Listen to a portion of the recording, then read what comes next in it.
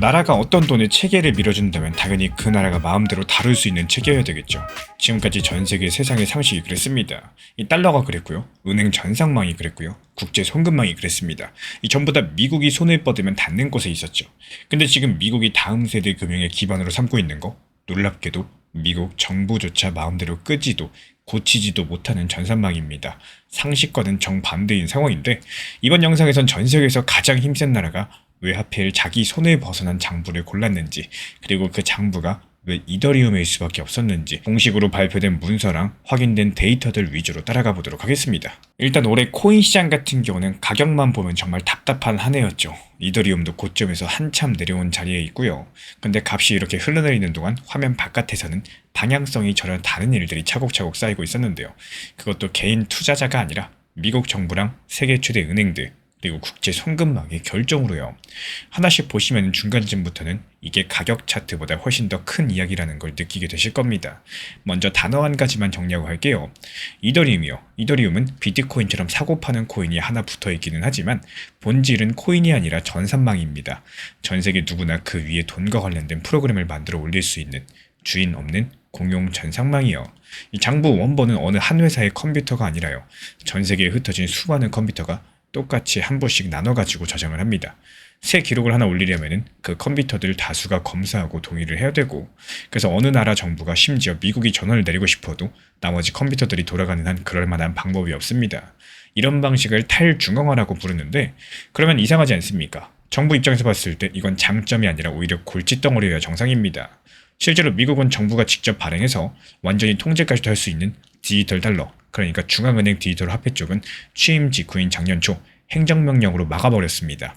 100%를 통제할 수 있는 길은 닫아버리고 아무도 통제 못하는 길은 열어줬다라는 건데요. 왜 미국 정부가 이런 선택을 했는지 그 답은 조금 뒤에 드리기로 하고, 지금 실제로 벌어지고 있는 일들부터 살펴보도록 하겠습니다. 먼저 그 시작은 법입니다. 작년 7월 18일 미국에서 지니어스 법이라는 스테이블코인 법이 대통령 서명까지 끝마쳤죠. 스테이블코인은 한 개 값이 항상 1달러가 되도록 설계된 디지털 달러인데요. 이 법의 핵심은 딱 한 가지입니다.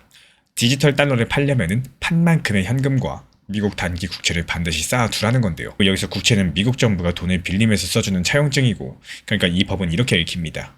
전 세계에서 디지털 달러가 1달러치 팔릴 때마다 미국의 빚을 사주는 수요가 1달러치 늘어나는 구조를 법으로 정해놨다라는 거죠. 그리고 서명 당일 미국 재무부가 낸 공식 성명에서는 이런 취지의 문장이 그대로 적혀 있습니다. 기술이 이 전 세계가 기준으로 삼는 돈이라는 달러의 자리를 지탱할 것이고, 스테이블코인을 뒷받침하는 미국 국채의 수요가 급증할 것이며, 이 서명은 달러 위에 있어가지고 중대한 순간이라고요. 숨기지도 않습니다. 재무장관 스콧 베센트 측에서는 미국 의회에서 이 시장이 몇 년 안에 우리 돈 2,900조 원 규모까지 커지는 게 매우 합리적인 전망이다라고 말을 했어요. 그리고 여기서 한 발 더 나간 보도가 있는데요. 파이낸셜 타임스에 따르면은 미국 재무부가 테더, 서클 같은 발행사들과 만나가지고 이 수요에 맞춰서 단기 국채 발행량을 조정하는 방안까지 논의했다라고 합니다.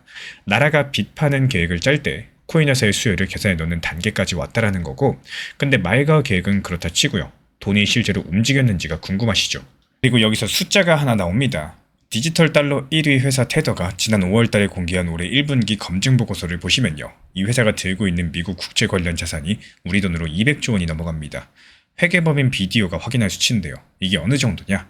나라들까지 전부 포함한 전 세계 미국 국채 보유 순위에서 17번째 안팎입니다. 독일보다 많고요. 아랍에미리트보다 많습니다. 회사 하나가요. 게다가 중국처럼 오랜 시간 동안 미 국채를 대량으로 사주던 나라들이 몇 년째 보유를 줄여가는 반대편에서 코인 발행사들이 사들이는 양은 계속해서 늘어나고 있습니다. 그럼 이 수백조 원 규모 디지털 달러들은 대체 어디 위에서 돌고 있을까요? 여기서 바로 이더리움이 등장을 하는데요. 집계 사이트 디파이 라마 기준으로 보시면은 전 세계 스테이블코인의 절반가량이 이더리움 본체 위에 올라가 있습니다. 금액으로 따지면은 약 220조 원 규모인데요. 나머지 물량 중에서도 상당 부분은 이더리움과 같은 기술 규격을 쓰는 전산망들에 있고요. 미국이 법까지 만들어 키우는 디지털 달러의 주된 보관처가 미국 소유가 아닌 공용 전산망이라는 얘기입니다. 그리고 여기까지가 민간 회사들 이야기였다면 진짜 신호는 세상에서 가장 보수적인 조직들이 움직일 때 나오는데요. 최근에 그런 장면이 딱 두 개가 있었습니다. 첫 번째는 국제 송금망 스위프트입니다. 스위프트는 전 세계 은행들이 서로 송금 지시를 주고받을 때 쓰는 통신망인데 100개가 넘는 나라, 1만 곳이 넘는 은행이 여기에 연결되어 있습니다. 반세기 동안 전 세계 송금의 표준이던 조직이죠.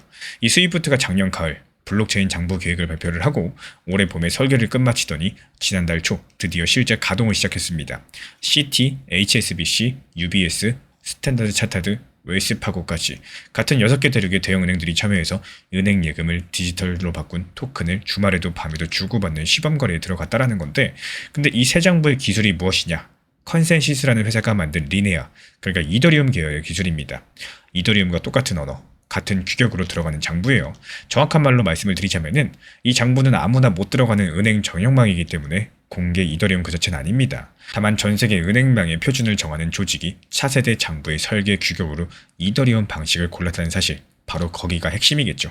그리고 두 번째 장면은 더 직접적입니다. 미국 상무부가 작년 8월 말부터 미국의 공식 GDP 통계를 발표할 때마다 비트코인과 이더리움을 포함한 공개 장부에 함께 게시하고 있는데요. 연방기관 역사상 처음 있는 일입니다. 일회성 행사도 아니었어요. 바로 이번 주에 나온 최신 성장률, 물가지표도 발표와 거의 동시에 그 장부들에 올라갔다라는 거예요. 미국 정부가 자기 나라 경제의 공식 기록을 자기가 통제하지 못하는 장부에 일부러 올려두고 있다는 겁니다. 그래서 여기서 제가 생각하는 부분은요, 이 통제하지 못한다라는 그 성질 자체가 결함이 아니라 채용 조건이었다라는 거예요. 계기가 될 만한 사건이 하나 있었죠. 지난 2022년 러시아가 우크라이나를 침공하면서 미국과 서방은 러시아 중앙은행이 해외에 둔 외환보유고 약 430조 원 규모를 동결해버렸습니다. 이 장면을 전 세계의 정부랑 기업이 지켜봤는데, 그리고 여기서 교훈 하나가 파생됐죠. 달러 체계 안에 있는 내 돈은 미국의 결정 하나로 하루아침에 멈출 수가 있는 거구나. 이때부터 여러 나라가 달러를 대신할 길을 찾기 시작했다는 보도가 쏟아졌었고, 미국 입장에서 이건 정말로 위협이겠죠. 달러의 힘 같은 경우는 전 세계가 스스로 달러를 골랐을 때 유지가 되는 건데, 그 믿음이 흔들렸으니까요. 그럼 미국이 새 디지털 금융망을 전부 직영으로 만들면 어떻게 될까요?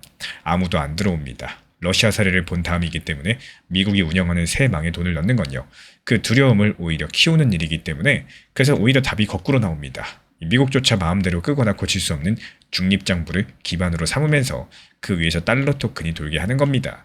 상대방이 믿는 이유가 미국의 선의가 아니라 구조 그 자체가 되도록요. 미국이 착해서 안 건드리는 게 아니라 건드릴 수 없게 만들어져 있으니까 믿고 들어올 수가 있다는 거죠. 그리고 이 역할을 맡을 공용 장부에는 조건이 있습니다. 세계적인 규모, 10년 넘게 멈춘 적이 없는 기록들, 전 세계에 흩어진 검증된 컴퓨터, 그 위에 이미 지어져 가지고 돌아가는 수많은 금융 프로그램까지도, 이 조건들을 전부 다 갖춘 것이 지금 지구상의 사실상 이더리움 한 개고요. 그래서 스테이블 코인도, 스위프트의 새 규격도, 상무부의 게시도 전부 이더리움이거나 이더리움 계열로 모이는 겁니다. 한 겹 더 들어가 보시면은 이 구조의 정교함이 보이실 텐데요. 바닥의 장부는 아무도 못 건드리겠지만 그 위에 올라간 달러 토큰은 발행 회사가 법원이나 정부의 요청에 따라서 특정 지갑의 물량을 멈출 수가 있습니다. 실제로 그런 집행 사례들이 있었고요. 그러니까 미국은 망 전체를 쥐고 있다는 의심은 피하면서 범죄 자금을 잡을 수단은 유지하는 두 겹짜리 구조를 얻은 셈이겠고, 믿음은 아래 겹이 만들고요, 집행은 위 겹에서 이루어진다라는 거죠. 저는 이게 바로 미국이 탈중앙 정부를 받아들인 실용적인 이유다라고 보고 있습니다. 그리고 이 풀이가 음모론이 아닌 이유는 정말 간단한데요. 미국의 재무부가 공식 성명서에 달러의 우위라는 목적들을 직접 적어놨기 때문이에요. 감춰진 의도를 추측하는 게 아니라 공개된 의도를 읽는 것에 가깝겠죠. 그래서 앞으로 제가 바라보는 관점은 이 정권이 바뀌든 시세가 출렁이든 달러의 온라인 체계를 이더리움 계열 장부 위에 세우는 이 작업 자체는 앞으로 몇 년간 계속해서 깊어진다. 이게 바로 저의 결론입니다. 그 근거는 세 가지인데요. 첫 번째로 이 흐름이 미국 정부의 재정 이해랑 이미 한몸이 됐습니다. 빚을 팔아야 되는 나라가 그 빚을 꾸준히 사주는 새 수요를 스스로 내쫓을 이유가 없겠죠. 미국의 재무부가 국채 발행 계획에 이 수요를 반영하는 논의까지 했다라는 보도가 그 증거입니다. 두 번째로 스위프트랑 대형 은행들이 검토 단계를 지나서 실제 가동 단계에 들어갔습니다. 이 보고서는 언제든지 버릴 수 있겠지만요. 시스템을 지어가지고 돌리기 시작을 하면 되돌리는 비용이 커지게 됩니다. 그리고 세 번째로 상무부의 데이터 게시처럼 정부의 실제 사용이 1년 가까이 끊기지 않고 오히려 넓어지고 있는 상황이죠. 결국에 미국은 법과 재정, 은행망과 정부 데이터까지 동원해서 달러의 다음 체계를 온라인 장부 위에 세우고 있고, 그 중심에 이더리움과 이더리움 계열이 있습니다. 하필 자기도 통제 못하는 장부를 고른 이유는 2022년 이후에 세계가 잃어버린 달러 체계에 대한 믿음을 사람의 약속이 아니라 구조로 다시 얻어내기 위해서라는 게 제가 생각하고 있는 풀이인데요. 다만 이 구조의 성장과 이더리움 코인의 가격은 같은 속도로 움직이지 않으면서 준비금 사고나 정책 반전이 나오면은 오늘의 결론은 다시 써야 되겠죠. 그럼 마지막으로 질문 하나만 남기겠습니다. 만약에 우리 구독자분들 쪽에서 어느 쪽에 가깝다라고 보시나요? 미국이 이더리움을 이용을 하는 건지, 아니면 이더리움이 미국이라는 가장 큰 사용자를 받아들인 건지 댓글로 자유롭게 생각 남겨주시고, 저는 테더의 다음 분기 보고서가 나오는 날 국채 보유 순위가 몇 계단 움직였는지 그 숫자랑 데이터를 들고 다시 찾아뵙도록 하겠습니다. 최근에 시장이 너무 답답하다 보니까 정보방 입장에 대해서 문의 주시는 분들께서 많아지셨어요. 먼저 제일 중요하지만요. 제가 안내드리는 모든 정보방은 업비트, 빗썸, 현물 매매로서만 안내 도움드리고 있습니다. 지금 화면에 보이시는 번호나 혹은 댓글 링크에 있는 신청란을 통해서 신청 주시면은 안내를 도움드리고 있고요. 이 세 가지 방 중에 필요로 하신 방을 체크해서 신청 주시면은 필요로 하신 방에 맞춰가지고 입장 안내드리고 있습니다. 먼저 리플 전용방 같은 경우에 리플에 대한 중요 이슈, 그리고 리플에 대한 단기 저점과 단기 고점, 중장기적으로 보는 중요 타점 같은 핵심 내용에 대해서 안내드리고 있기 때문에 영상 시청해주시는 우리 구독자분들께서 리플이라는 코인이 장기적으로 좋다라는 건 알고는 있지만 현재 같은 시장에서는 많은 답답함을 느끼시는 분들께서 정말로 많이 계실 거라고 생각을 합니다. 이 적당한 일부 비중은 단기 고점과 저점을 살려서 효율적인 대응을 만들어 가시고 또 오히려 중장기적으로 더 잘 가져가기 위한 효율적인 매매하시는 것들을 추천드려요. 그리고 두 번째로 종합 브리핑방입니다. 장기적으로 보기에 좋은 코인들과 현재 시장 흐름에 대한 중요 시장 이슈들, 브리핑 내용이나 리플에 대한 방향성, 락업 해제 일정과 여기에 따른 움직임들에 대해서 안내드리는 종합적인 방이다. 이렇게 생각해 주시면 되겠습니다. 그리고 마지막으로 단기 종합방 같은 경우는 말 그대로 단기 종목들에 대한 타점을 안내드리고 있는 방입니다. 이 단기 종목은 말 그대로 단기 종목답게 접근을 하셔야 되는데 욕심으로 인해서 타점을 너무 높게 잡아가지고 수익 실현을 못하거나 아니면 눈치 보기 매매를 하다가 이렇게 수익 실현의 기회를 놓치셨던 기억이 있으신 분들 지금 시장에서 정말 많은 상황인데요. 항상 비중 조절이 중요하고요. 매수와 동시에 목표 타점을 걸어 놓으면서 현실적으로 봤을 때 내 것으로 만들어서 마침표까지 잘 찍는 게 단기 매매의 핵심이다 생각을 해요. 단 여기서 중요한 거. 아무리 내가 좋아하고 시기가 좋고 스스로 괜찮다고 판단하셔도 몰빵 매매는 정말 위험하기 때문에 매번 말씀드리는 비중 조절 원칙 매매로 접근하시는 게 가장 중요합니다. 끝으로 항상 말씀드리고 있지만요.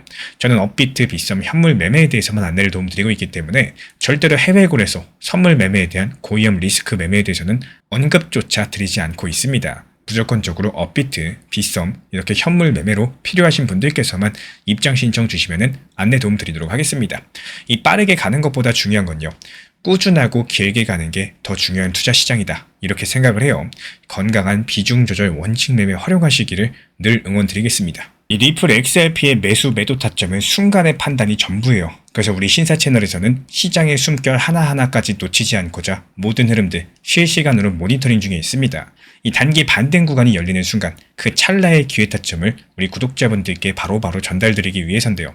우리 신사 채널을 이미 구독해주신 분들 중에서 실시간 커뮤니티방 참여를 원하신다면 지금 보이시는 번호로 문자 남겨주시면 되겠습니다. 이 혼자서 불안하게 바라보는 시장이 아니라요. 함께 흐름을 읽고 움직이는 경험들을 선사해 드리도록 하겠습니다.